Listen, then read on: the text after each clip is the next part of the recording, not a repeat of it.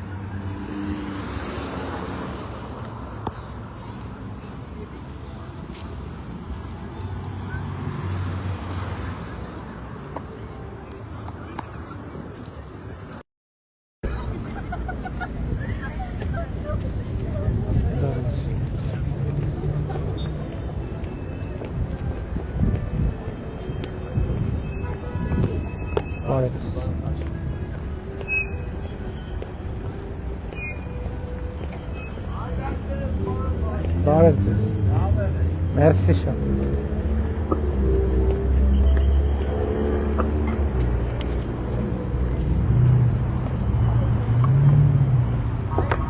Բարև ձեզ, լավ է։ Մեզ չեք նվիրի։ Ունենք։ Չունենք։ Այս պայն չունենք։ Այդ մի ուրիշ արդյոք։ Կտեսնենք, բարև ձեզ։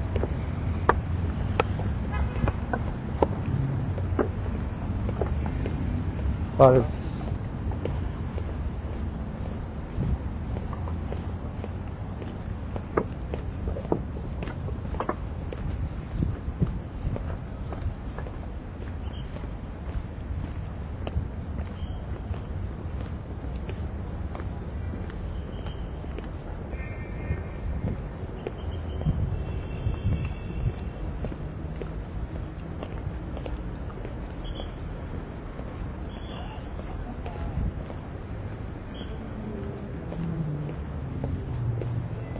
Բարև ձեզ։ Լավ եք։ Բարև ձեզ։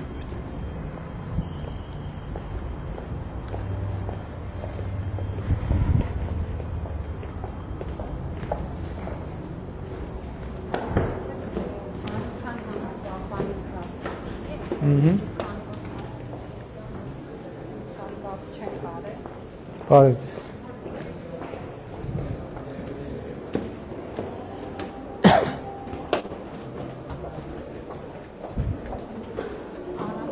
Երբ հայկել։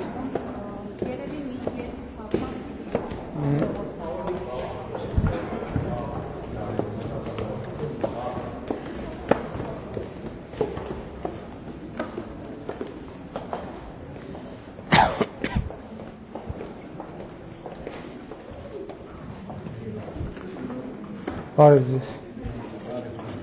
Բարև ձեզ։ Բարև ձեզ։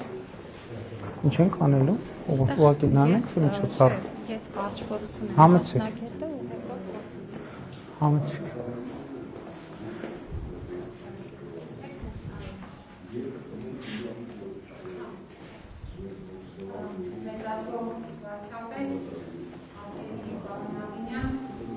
Պետք չի լինի օջախը։ Մենք այսօր իսկապես շատ կարևոր մի իրադարձության եք ներկա, որը վկայում է պետության հետևողական քաղաքականության մասին, որովհետև դեկտեմբերին էր, երբ կառավարությունը զգալի միջոցներ հատկացրեց միջնադարյան եկեղեցու դրան թերթի ձեռքբերման համար, եւ այսօր ունենք հնարավորություն Հայաստանի պատմության թանգարանում արդեն ներկայացնել թերթի ցուցադրությանը, որը այսուհետ իր տեղ կզբաղեցնի պատմության թանգարանի հավաքածուում եւ կդառնա մշտական ցուցադրության զարդերից մեկը, եթե կարելի է ասել, եւ ուզում եմ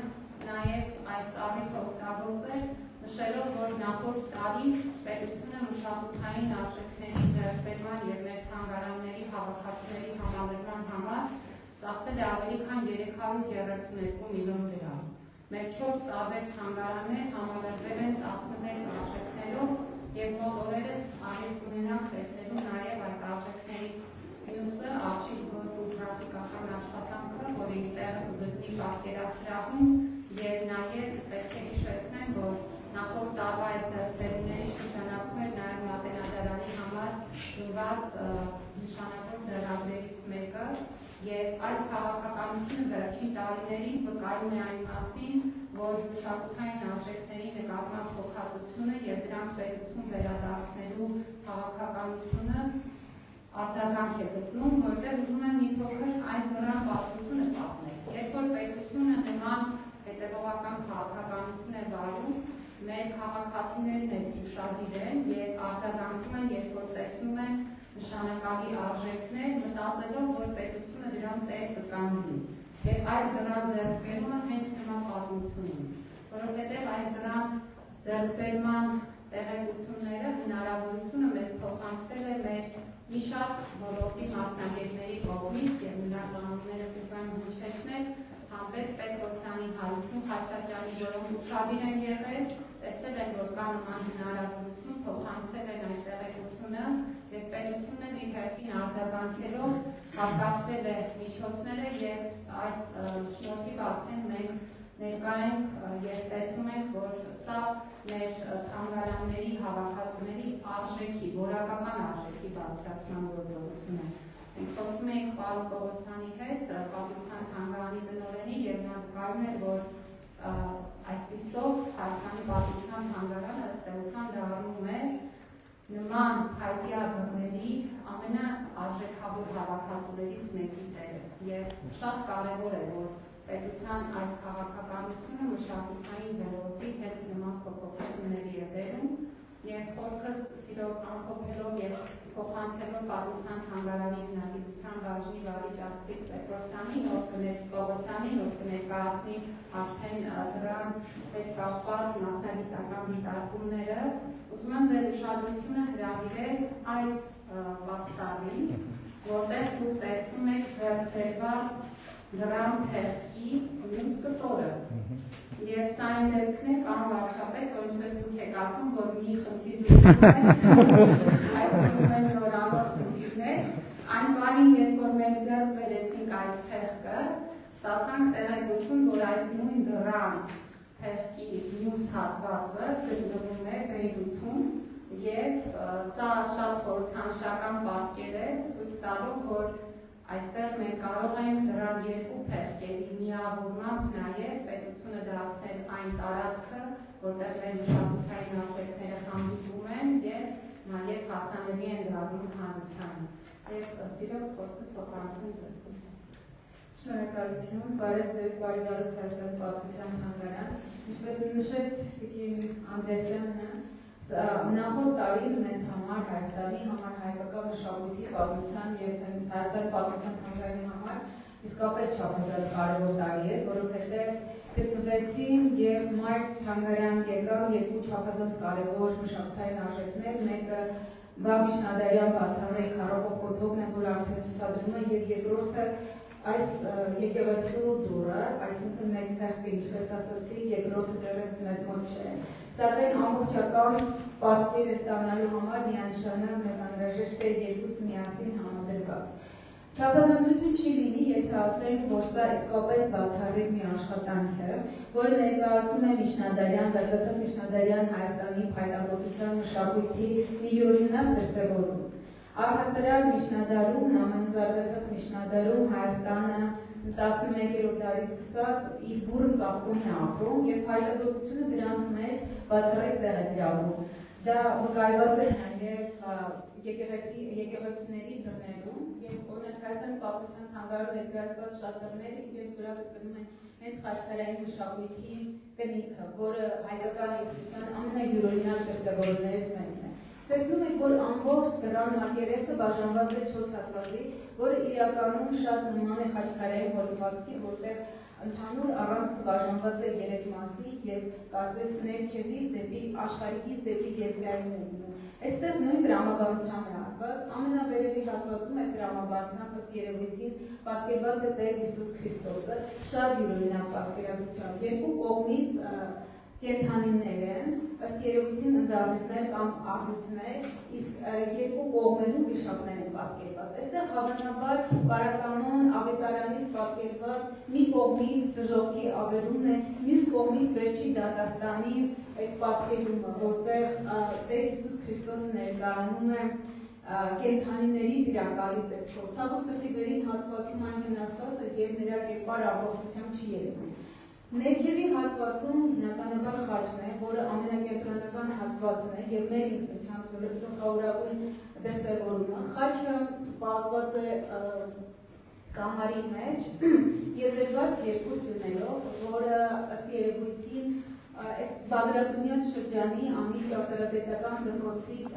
ոճին շատ նման է, եկեղեցիների մուտքերի նման է զարդարված։ Ամբողջ խաչը հարդարված է նաեւ հուսական մոտիկներով, այստեղ թռչունն է, որոնց կտուսներում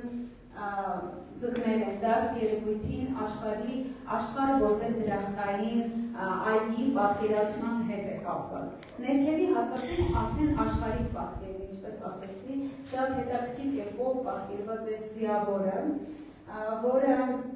ըստ երևույթին պարոն Լևոն Չքազյանի դիտարկման վրա գրում է ազնվականության կնիքը, քանի որ այստեղ պատկերված է նաև ընձառյուծը եւ կամ առյուծը հնուց ի վեր նաև մեր հնագիտական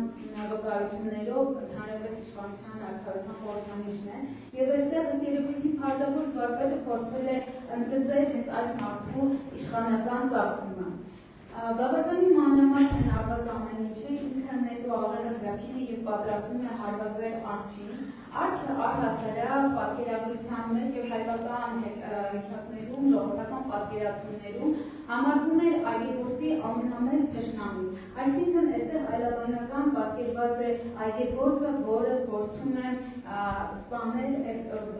վնասատուին չարին, այսինքն կարելի է ասել, որ այլաբանական ինչ-որ կերպար է, որտեղ բարին հաղթում է չարին։ Բայց այստեղ ամենահետաքրքիրն այն է, որ արջը, խոցված արջը ըստ երևույթին մայր է, որովհետև ներքևի հատվածում պատկերված է նաև նրա ձագուկը, այսինքն ամեն ինչ պետք է նաև երկու կողմից, չարը, որպես այդպիսին ինքը ուղղակի չար ծնունդ չէ։ Իսկ ներքևի հատվածում արդեն զուտ որսի տեսարանն է, եթե այստեղ այլաբանություն է, ապա ներքևի հատվածում զուտ որսի տեսարանն է, տեսնում եք, այստեղ էլի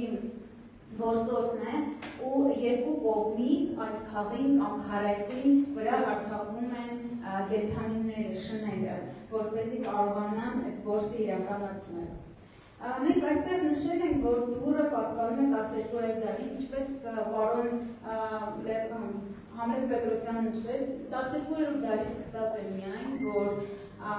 աշխարհիկ պատկերները առհասարակ հայտնվում են խաչքարային հորինվածքում։ Իսկ ինչ վերաբերում է հաղպատին, սա ենթադրություն է, որը հիմնված է հիմնականում որսորդի կերպարի վրա, քանի որ նա կրում է մի շատ յուրահատուկ գլխար, որով պատկերված է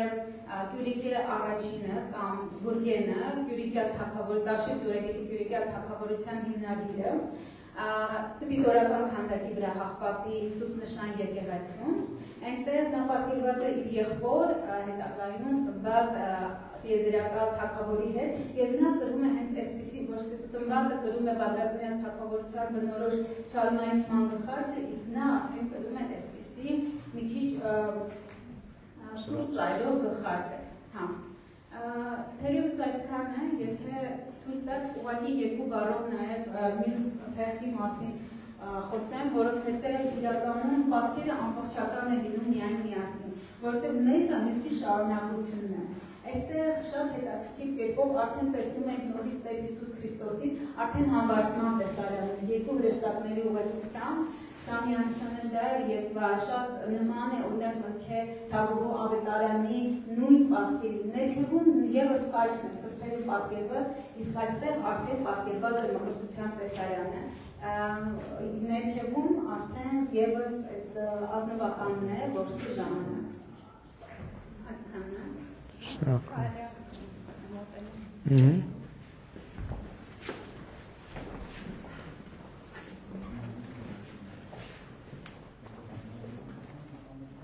Հիմա երբ այնց է ցուցադրությունը բաց լինելու։ Վախանից։ Այսինքն մշտական ցուցադրության տրանսպորտ դնելով կարողանա նաև այստեղ։ Ինքը Հանրապետության հրապարակ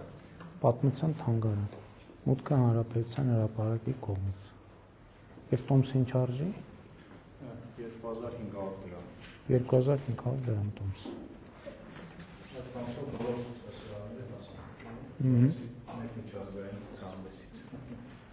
Այսինքն դա պատմության թանգարանի բոլոր ցուցասրահների հասանելիություն ստանալու տոմսն է, այնպես որ համեցեք սիրելի քաղաքացիներ։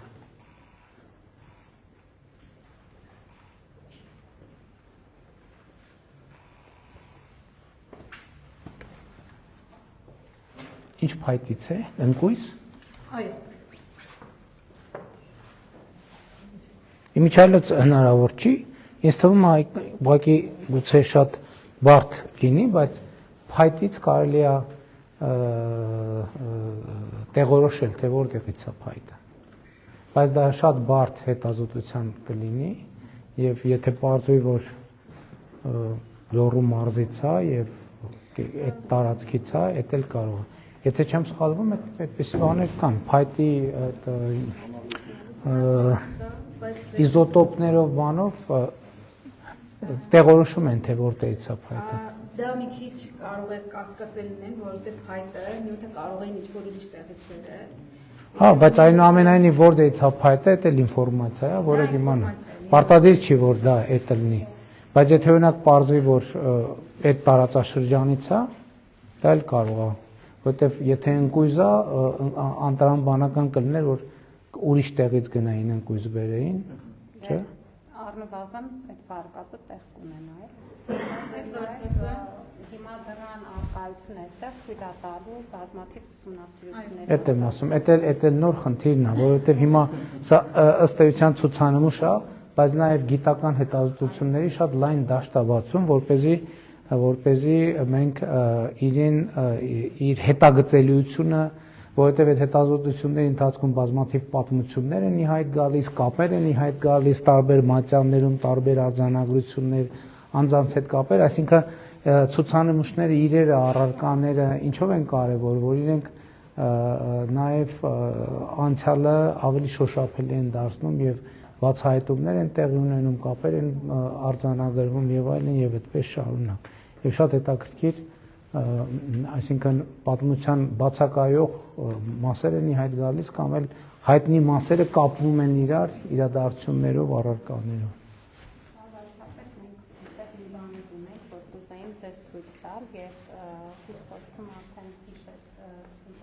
Խնդրեմ։ Վերջերս մի քառակոթող կոթող է Լոռու մարզում կրկին հայտնաբերել պատահական աշխատանքների ժամանակ, ճանապարհաշինության ժամանակ, որը ևս շատ բացառիկ է մասնագետների գնահատմամբ եւ շատ ուրախ ենք, որ այ մեկ շաբաթ առաջ դա էլ վերականգնվեց եւ արդեն դա էլ է հասանելի մեր մշտական Էստեղ է։ Մեկ հարկ վերև բան։ Դե գնանք տեսնենք։ Այսինքն ճանապարհը սարքելիս պատահաբար բացվել է։ Ճանապարհաշինարարության օգուտները։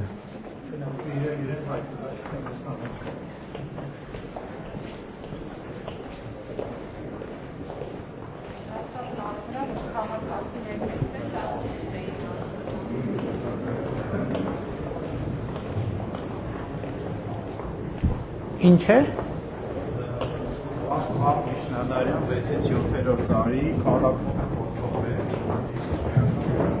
Բարև։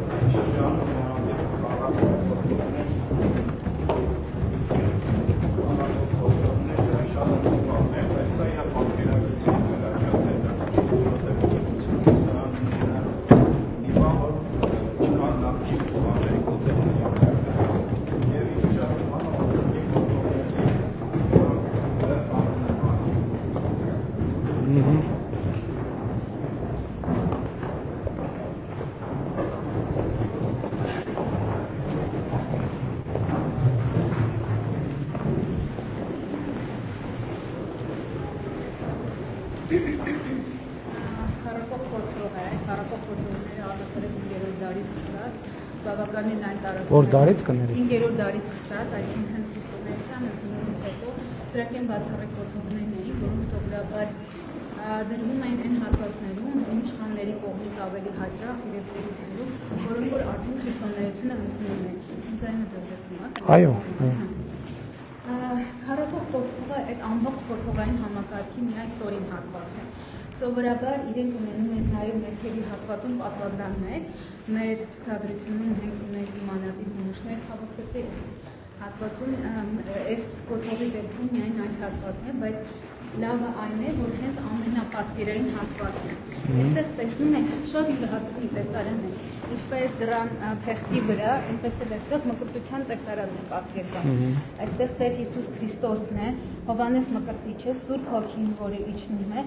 այստեղ նույնիսկ կարողացել են պատկերել ջուրը, այսինքն այդ Հորդանան գետն է։ Եվ ինչն է ամենակարևոր, այս հատվածում երևում է նաև այդ խաչակիր կոթողը ինքը որպես այդպեսին։ Այսինքն սրանք կոչվում են այս կողքին, այո, այս կողքինն է։ Մկրտության տեսարանը ընդհանրապես վաղ քրիստոնեության շրջանում այնքան էլ տարածված մոտիվ չէր եւ դրանով է սա առավել արժեքավոր դառնում։ Առհասարակ քառակող կոթողների, ինչպես ասացի, այդ խաչակիր կոթողների այդ ներքևի հատվածն է, իր վրա սովորաբար դրվում է նաեւ խոյակը, վրան խաչակալ է եւ ամենավերևում թևավոր խաչն է։ Այսինքն մոտավորապես ինքը 6-ից 12 մետր բարձրություն է ունենում։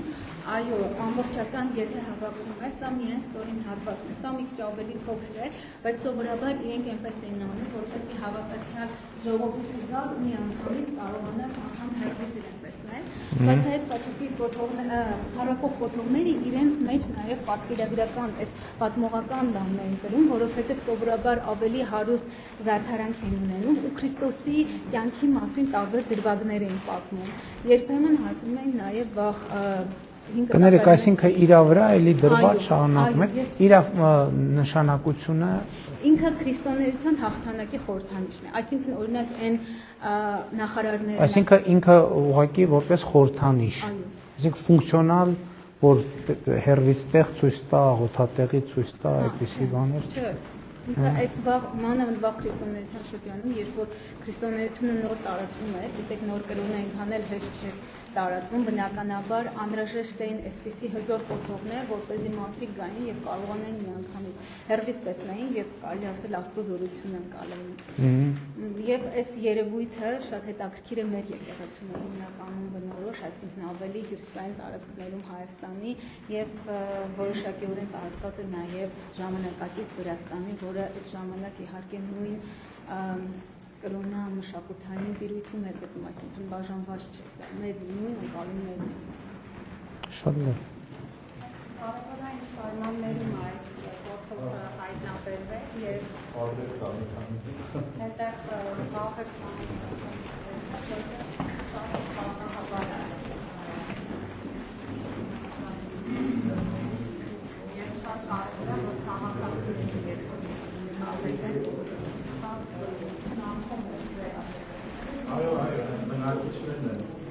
Լեռնահովիտում, հա։ Այսինքն այլ հատվածներ էլ կա, ճիշտ եմ հասկանում։ Հնարավոր է գտնել։ այս բայց սրանք Դա ինչ արդեն վրան է։ Հա։ Ա, բայց հնարավոր է հետո գտնել է ինչ-որ ուրիշ հատվածում պեղումներ արվել են, բայց դեռ այսքանն է գտնվել է։ ռեկորդներ են եղել մի շատ լավ։ Դե տեսեք կամ սենց ցուցանմուշները որ շատանան, Սա անվճար է։ Վերնագիրը այդպես ճանապարհաշինական ծախսեր։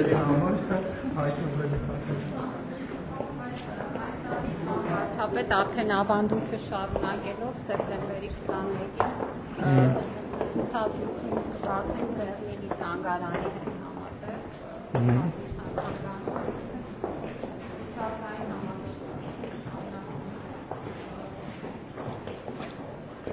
Սա կոշիկն է։ Այս ամբողջ վիտրինը, հատուկ վիտրինա է, հենց կառավարության որոշմամբ է գնվել, որտեղ կոշիկը երկար ժամանակ խնդիր ուներ հատուկ պահպանության, ինքը միկրոկլիմատիկ կոշիկ վիտրինա է եւ առաջինն է թերևս Հայաստանում, իր մեջ կա միկրոկլիմա կարգավորող համակարգ, որտեղ կաշին օրգանական նյութերը միշտ խնդիր ունեն հատուկ պահպանության եւ մի հետաքրքիր է sense հատուկ հենց ցուցափեղ դեռ 2022-ից է իհարկե այստեղ երբ որ այս սրահը վերաբացվեց բայց ինքը իր հետ վերեց հետաքրքիր նաև նոր թանգարանային մշակույթ վիտրինայի առումով Այսինքն այս մեր գիտական սարքերի շարքից է որ նիստերում ասում են որ սարքեր են ձեռք բերել, լսել մասը Գերմանիայից է այդ միկրոկլիմատիկ սարքավորը Համարել է էլի լավ փորձ սովորելու եւ այստեղ շոշափողական տարբերակ արել ենք Արմոս ընկերության հետ, որը կոշիկ ընկերությունն է։ Այսինքն հետաքրքիր միացան մեր գաղափարի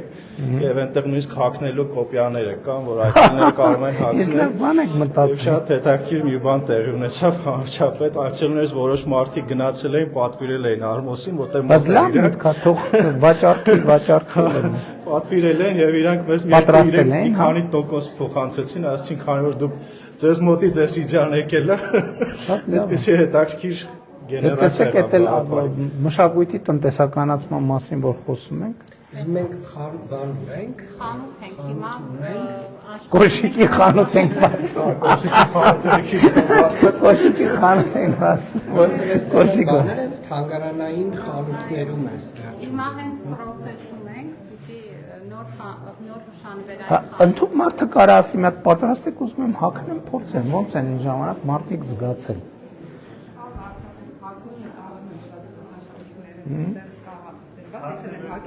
Հաղթնելու կոպիաները մի քիչ այս կողմա ցուցասրահ չենք դրել։ Շատ լավ։ Այնպես որ այդ 2500 դրամով, չէ, այդ տոմսով կարելի է եւ կոշիկը տեսնել եւ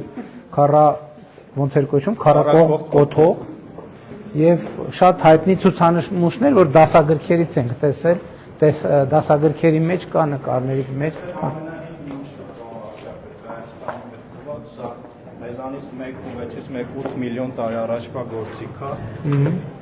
որը այս շերտից է հենց բերվել, հաղթանակ դա ընկնում է Հյուսիս Հայաստանի։ Տավուշի մարզի Առաջին հաղթանակ։ նմուշն է, որով սկսվում է։ Շատ լավ։ Շատ լավ։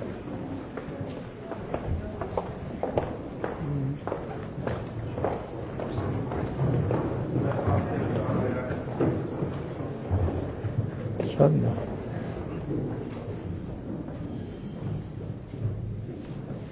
Մի ուրիշ անգամ կհակնենք այս անգամ։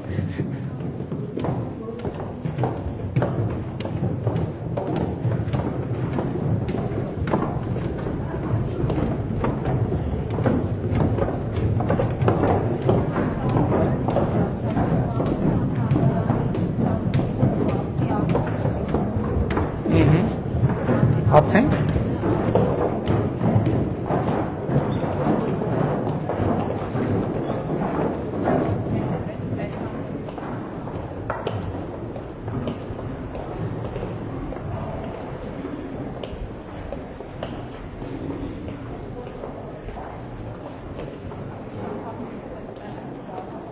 Ինչ առիթով։ Արշիվ գործում Հա։ Այդ նկարներն ենք, չէ՞, կառավարության որոշման վերջերում։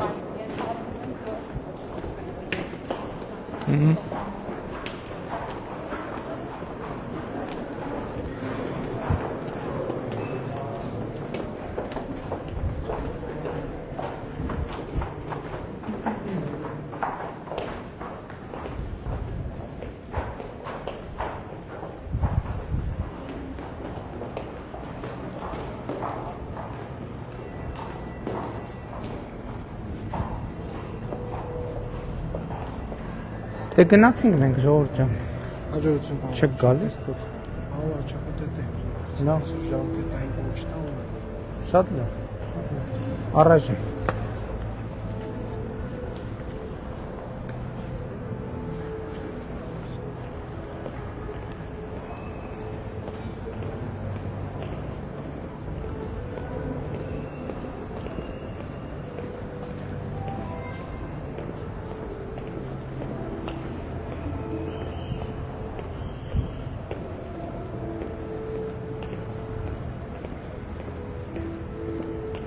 Բարև ձեզ։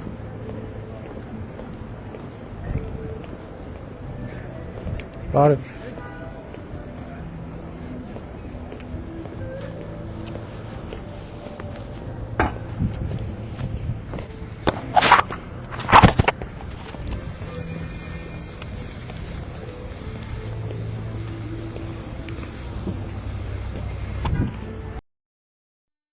Հավանիր տեսանյութը եւ բաժանորդագրվիր նորությունները բաց չթողնելու համար։